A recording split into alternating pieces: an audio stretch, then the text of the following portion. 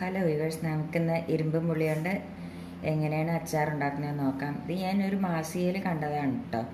അപ്പോൾ അതിൽ കണ്ടിട്ട് ഞാൻ ഉണ്ടാക്കി നോക്കിയപ്പോൾ എനിക്ക് നല്ല ടേസ്റ്റ് തോന്നി. അപ്പോൾ ഞാൻ നിങ്ങളായിട്ടൊന്ന് ഷെയർ ചെയ്യാമെന്ന് വെച്ചു. അപ്പോൾ അതെങ്ങനെയാണ് ഉണ്ടാക്കുന്നതെന്ന് നോക്കാം. അതിന് വേണ്ടിയിട്ട് ഞാൻ ഒരു 10-30 ഇരുമ്പ് പുളി എടുത്തിട്ടുണ്ട്. അത് പിന്നെ മൂക്കാത്ത ഇരുമ്പ് പുളിയാണ് നമ്മൾ അച്ചാർ ഉണ്ടാക്കാൻ എടുക്കാനായിട്ട്. അപ്പോൾ അങ്ങനെ ഒരു 10, 25, 30 എണ്ണം എടുത്തിട്ടുണ്ട്. പിന്നെ അതിലേക്ക് വേണ്ടത് മുളക് പൊടി നമ്മുടെ എരിവിനനുസരിച്ച് എടുക്കുക. ഒരു 3 സ്പൂൺ ഞാൻ എടുത്തിട്ടുണ്ട്. പിന്നെ മല്ലിപ്പൊടി സാധാരണ അച്ചാറിന് ചിലരൊന്നും കൂട്ടില്ല, പക്ഷേ ഈ മല്ലിപ്പൊടി കൂട്ടുമ്പോൾ നല്ല ടേസ്റ്റാണ്. അപ്പോൾ അതിന് വേണ്ടിയിട്ട് ഞാൻ 1 സ്പൂൺ മല്ലിപ്പൊടി എടുത്തിട്ടുണ്ട്. പിന്നെ കട്ട കായാണ് എടുത്തിട്ടുണ്ട്, ഒരു കഷ്ണം എടുത്തിട്ടുണ്ട്. ഉലുവ 1 സ്പൂൺ എടുത്തിട്ടുണ്ട്. ഉപ്പ് ആവശ്യത്തിന് എടുത്തിട്ടുണ്ട്. പിന്നെ മഞ്ഞൾപ്പൊടി ഒരു 1/4 സ്പൂൺ എടുത്തിട്ടുണ്ട്. പിന്നെ കടുക് 1 സ്പൂൺ എടുത്തിട്ടുണ്ട്. കരിവേപ്പിൻ്റെ ഇല എടുത്തിട്ടുണ്ട്. പിന്നെ അച്ചാറുണ്ടാക്കുമ്പോൾ നമ്മൾ കടുകെണ്ണയിലോ നല്ലെണ്ണയിലോ ആണ് ഉണ്ടാക്കുക. ഞാൻ ഇപ്പോൾ കടുകെണ്ണയിലാണ് ഉണ്ടാക്കുന്നത്. പിന്നെ കുറച്ച് വിനീഗറും വേണം. ഇത്ര സാധനമാണ് വേണ്ടത്. അപ്പോൾ ഇനി നമുക്ക് ഈ ഇരുമ്പുപുളി ഒന്ന് ചെറുതാക്കി നമുക്ക് നുറുക്കിയെടുക്കാം. നല്ലപോലെ ചെറുതാക്കി നുറുക്കാൻ പാടില്ല കേട്ടോ. എന്മാതിരി ഇരുമ്പുപുളി എപ്പോഴും നമ്മൾ സ്റ്റീൽ പാത്രത്തിലേക്ക് നുറുക്കരുത്. സ്റ്റീൽ പാത്രത്തിൽ നുറുക്കുകയാണെങ്കിൽ അതിനൊരു കറ ഉണ്ട്, ആ കറ വീഴുള്ളൂ. ഇതേമാതിരി ഇത്ര വലുപ്പത്തിൽ നുറുക്കിയെടുക്കണം നമ്മൾ. അപ്പോൾ ഞാൻ ഇതെല്ലാം കൊണ്ടൊന്ന് നുറുക്കി എടുക്കട്ടെ.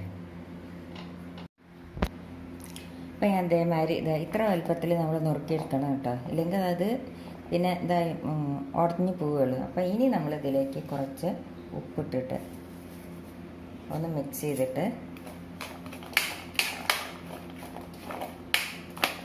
ഒരു ദിവസം വെച്ചാൽ നല്ലതാണ്. പക്ഷേ ഞാനത് അപ്പോഴേക്കപ്പോഴേ ഉണ്ടാക്കുകയാണ്. അങ്ങനെ മിക്സ് ചെയ്തിട്ട് നമ്മൾ ഒരു ദിവസം വെച്ച് വെച്ചാൽ ഒന്ന് പാകമായി കിട്ടും.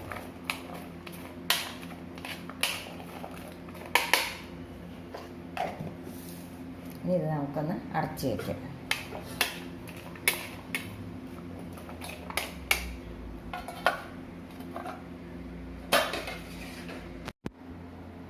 ഇനി നമ്മൾ എന്താ ചെയ്യേണ്ടത് വെച്ചാൽ നമുക്കൊരു ചീഞ്ചട്ടി അടുപ്പത്ത് വെച്ച് അതിലേക്ക് നമുക്ക് ഈ ഉലുവ ഉണ്ടല്ലോ, ഉലുവ പൊടിച്ചെടുക്കണ്ടേ. അപ്പം നമുക്ക് ഈ ഉലുവ ഒന്ന് വറുത്തെടുക്കാം. ഉലുവപ്പൊടി ഉണ്ടെങ്കിൽ നിങ്ങൾ ഉലുവപ്പൊടി എടുത്താൽ മതി.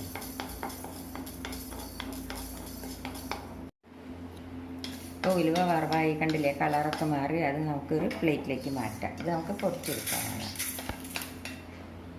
ഇനി നമുക്ക് കായ ഒന്ന് വറുത്തെടുക്കാം. ഇനി കുറച്ച് എണ്ണ ഒഴിച്ച് കൊടുക്കാം.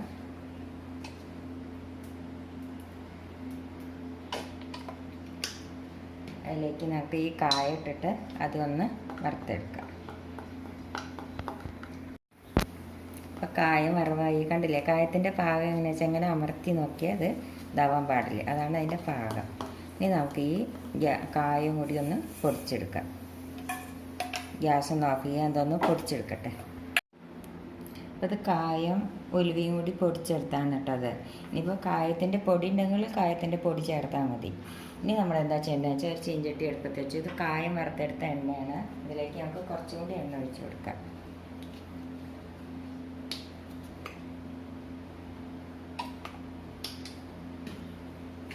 ഇതിലേക്ക് നമുക്ക് കടുക് ഇട്ട് കൊടുക്കാം.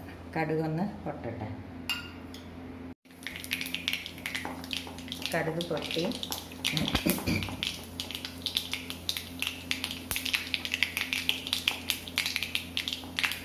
ഇനി നമുക്ക് ഇതിലേക്ക് കരിവേപ്പിൻ്റെ ഇല ഇട്ട് കൊടുക്കാം.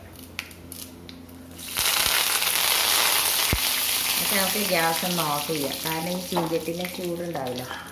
ഇതിലേക്ക് നമുക്ക് ഈ മുളക് പൊടി, മല്ലിപ്പൊടി, മഞ്ഞൾപ്പൊടി,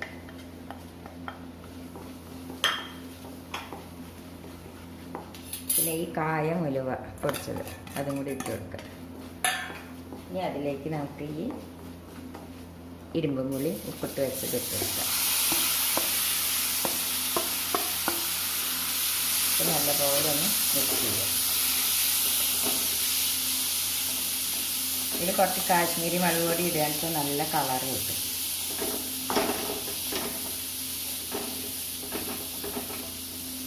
അതിലേക്ക് കുറച്ച് വെള്ളം ഒഴിച്ച് കൊടുക്കാം. തിളപ്പിച്ചാറിയ വെള്ളം വേണം കേട്ടോ ഒഴിച്ച് കൊടുക്കാം. ഇതിലേക്ക് കുറച്ച് വിനീഗർ ഒഴിച്ച് കൊടുക്കാം. ഒരു 2 സ്പൂണ് വിനീഗർ ഒഴിച്ച് കൊടുക്കാം. അപ്പോൾ നമ്മുടെ അച്ചാർ റെഡിയായി.